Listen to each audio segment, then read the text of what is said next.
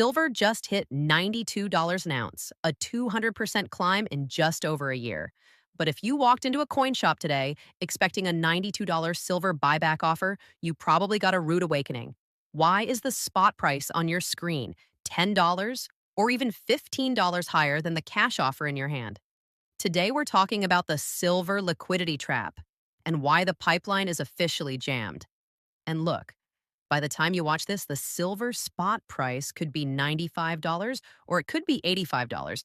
It's wildly volatile, and I'm certainly not going to pretend I can predict it. But the exact price doesn't matter if you can't realize it. What we're really discussing is volatility. Whenever silver rockets like this, people line up to sell everything: bullion, junk coins, even the family flatware. But here's the problem: most sellers see $92 spot and expect $92 cash. When they get offered $75 or $80, they feel lowballed. They think it's a scam. But usually it's not personal or even greed.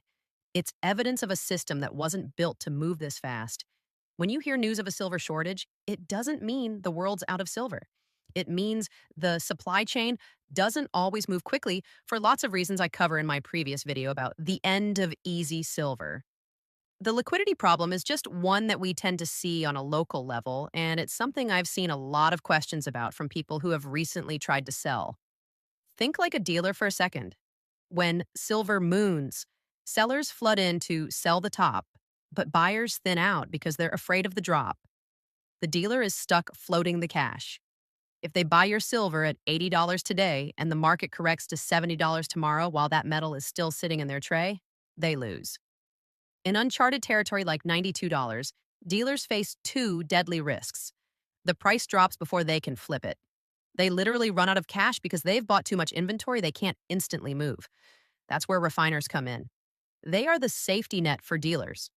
But right now, refiners are dealing with the same mess, just on a bigger scale. They have limited capacity and limited cash. In a normal market, refiners hedge their risk with short options.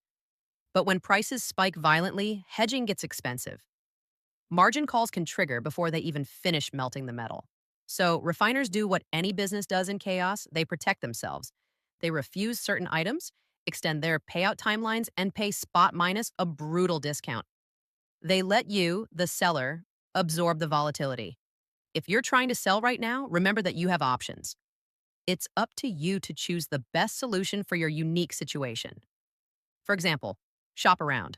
Some dealers have retail buyers lined up and can afford to be more generous. For instance, larger online marketplaces may be more competitive than a small local coin store, but you have to ship and wait. Liquid is king. Government minted coins are moving faster than scrap jewelry. Today's demand is for silver bullion, and refiners won't feel sentimental about your great-grandma's flatware. Be the dealer. You can sell person to person locally or online, but then you might take on the risk, the shipping, and the fees. If you want your cash today, you're better off selling locally, but if you can wait, you may decide to sell online. Also, some silver items may also have a collectible value, in addition to the bullion value. Sellers expect to collect a premium price because of the item's rarity, demand, and condition. Sadly, these premiums tend to get compressed when bullion prices soar. For example, some common middle-grade mint state coins may not fetch much or even anything over their silver spot price. I've seen this with a couple of common date MS-63 Morgan dollars in my own collection. Though an MS-64 or the same coin, or a less common date, may hold their ground better. Personally, I'm a casual collector, and I just decided to keep them. In any case, you can also choose to do what many silver bugs and collectors do: wait. The silver price could go up or down, but silver has a long track record of holding value. While you wait for the jam in the market to clear, you still have the metal. Anyway, the silver spot price is just a number on a screen.